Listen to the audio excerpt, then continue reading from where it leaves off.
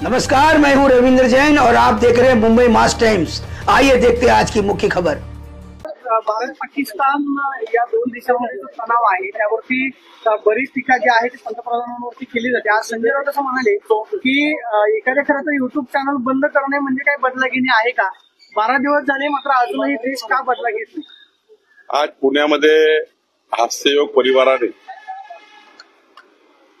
1 लाख नागरिकांना सोबत जोडून एक जसे 120 देशामध्ये हास्ययोग दिन साजरा करण्यात येतो त्याचप्रमाणे पुण्यामध्ये 1 लाख नागरिकांना हास्ययोग या संस्थेशी जोडून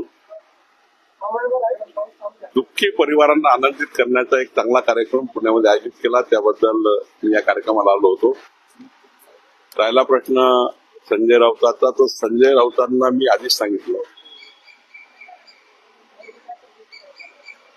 त्यांना टीका टिप्पणी करण्याव्यतिरिक्त काही दुसरी भाषा येत नाही। ज्या उद्धव ठाकरेच्या लोकांनी वक्फ बोर्ड सुधारणा विधेयकाचा विरोध करून अशा लोकांना पाठिंबा दिला की जे लोक खऱ्या अर्थाने ज्यांना आनंद होतोय, आणि आता तर उद्धव ठाकरे हे ज्या पद्धतीने किंवा संजय राऊत बोलतात आहे, माननीय प्रधानमंत्री मोदीजींनी खऱ्या अर्थाने त्यांना ते समजलेच नाही। मोदीजींना त्यांना समजायला वेळ लागेल। म्हणजे संजय राऊत वगैरे तर हे फार छोटे आहेत, पण मोदीजींना समजायला संजय राऊतांना आणि उद्धवजींना त्यांच्या जे पिलावळ आहे त्यांना वेळ लागणार आहे।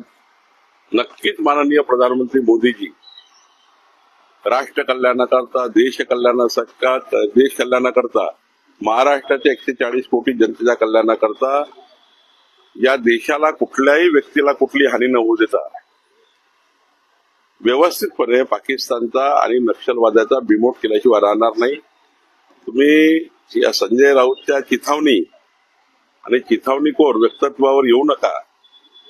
चिथावणीखोर हे जे आहेत ते जाणूनबुजून चिथावण्या देत असतात आणि इंटरनल सामाजिक स्वास्थ्य खराब करत असतात।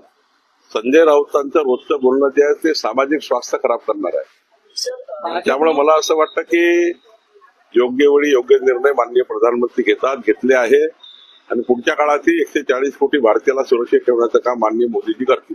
भाजपने इंदिरा गांधीचा इतिहास असं संजय राऊत म्हणतात। काँग्रेसमध्ये झालं आहे ना संजय राऊत आणि संजय राऊत हे काँग्रेसमध्ये झालेले आहेत। त्यांनी आता संविधानच स्वीकारलंय काँग्रेसचं, त्यामुळे काँग्रेसची भाषा बोलतात।